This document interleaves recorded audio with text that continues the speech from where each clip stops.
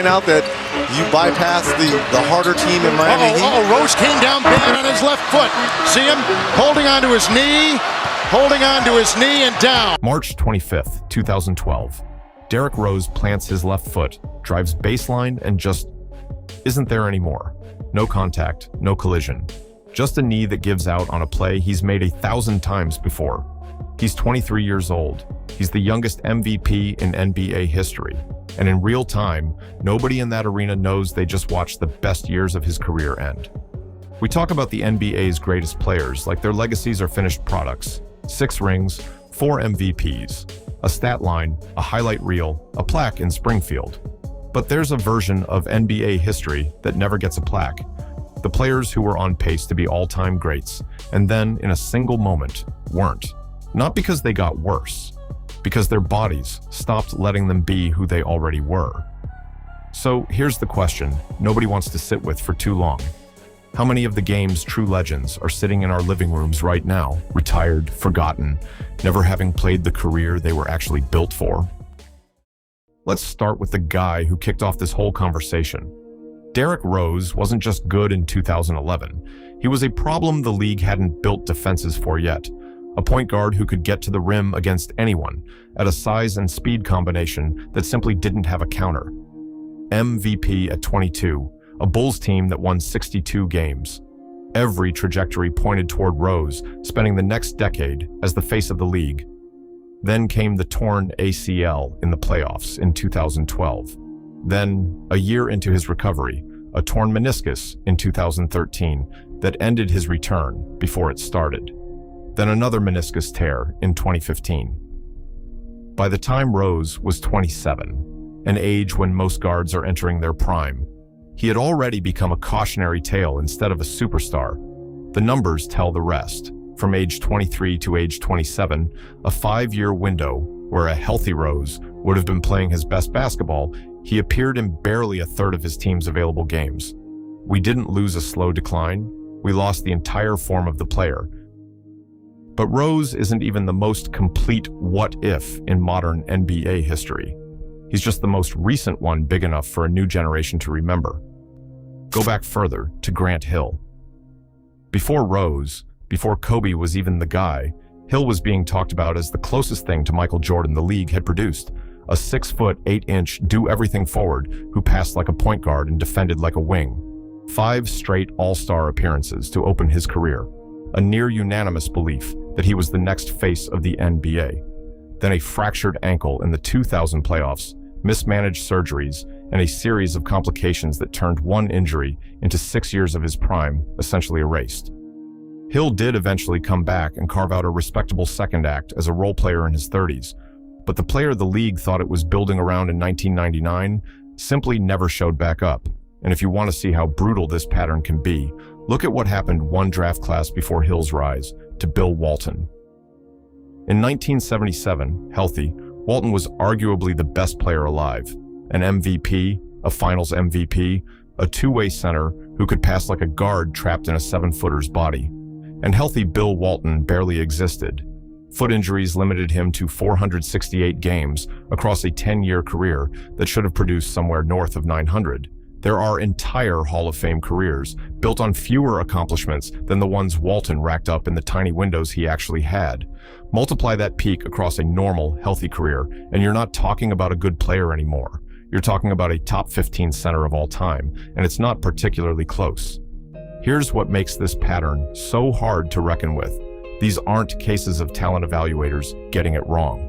Every one of these players proved in real games against real competition exactly how good they were. The tape exists. The stat lines exist. This isn't projection or hype. It's confirmed, verified greatness that simply ran out of runway. Now, the obvious counter-argument here is that every sport has injuries, and part of what makes a great career great is availability. Staying on the floor is itself a skill, and we shouldn't retroactively hand out legacy credit for talent that never got sustained. And that's a fair point. Durability matters. Availability is real value. Nobody's arguing Grant Hill should be in the same statistical conversation as Karl Malone, who played 19 seasons and barely missed a game. But that's exactly what separates this conversation from ring culture or scoring titles. This isn't about rewriting the record books. It's about being honest that the record books are an incomplete measure of who the most talented players in NBA history actually were. Availability tells you what a player accomplished. It doesn't tell you what a player was capable of, and those are two very different questions with two very different answers. Look at Brandon Roy, 3 All-Star appearances in his first 4 seasons, a signature isolation scorer with a first step that coaches around the league were genuinely struggling to game plan for, then degenerative knees.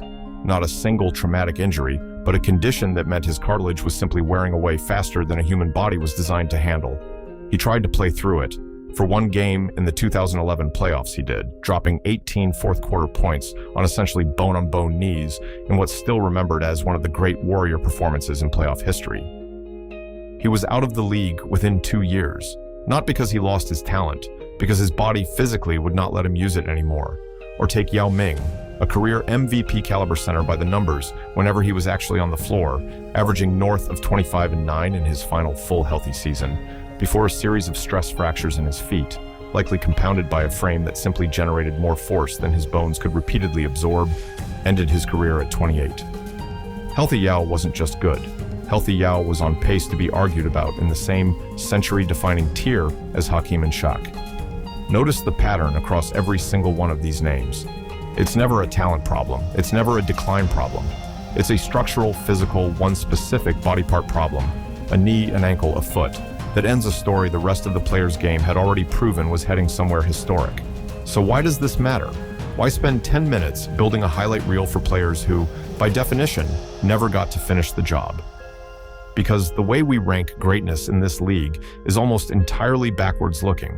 We wait for the whole body of work, we tally up the counting stats and the trophies, and we crown the guys who got to keep playing. But availability isn't talent, it's circumstance. And when you start separating the two, you start to realize that some of the players we talk about the least might have had some of the highest ceilings we've ever seen, cut off before we ever got the full picture.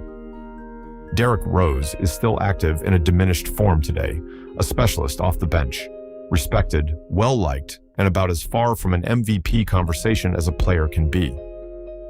Grant Hill sits in the Hall of Fame, but as a very good player who overcame injuries, not as the generational forward he was on pace to become. Bill Walton is remembered more today for his broadcasting career than for the two-way dominance he flashed for 1.5 historic seasons. That's not a fair trade. That's a shortened story being mistaken for the whole story. So the next time someone tells you the NBA's greatest ever list is settled, that it's Jordan, then an argument about who's next, then everyone else fighting over what's left, ask them this: are we ranking the players who were the best, or just the players who got the most chances to prove it? Because somewhere in NBA history, there's a version of Derrick Rose still averaging 25 and 8 in his prime. There's a version of Grant Hill still guarding the league's best wing in his 30s. There's a version of Bill Walton anchoring a dynasty for a decade instead of a season and a half. We never got to see any of them. And maybe that's the real greatest of all time debate nobody's actually having.